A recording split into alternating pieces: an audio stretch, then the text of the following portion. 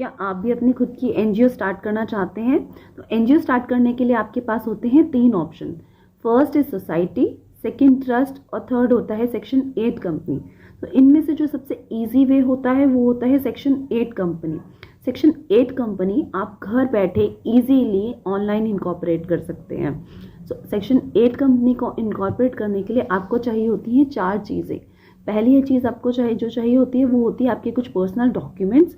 दूसरी चीज़ आपको section 8 company के लिए 2 ऐसे पर्सन चाहिए जो आपकी कंपनी में डायरेक्टर बनेंगे। तीसरा, आपको एक एड्रेस चाहिए होगा जो आपका एज रजिस्टर्ड ऑफिस एक्ट करेगा। और चौथा, आपको कुछ प्रोफेशनल एडवाइस चाहिए होगी।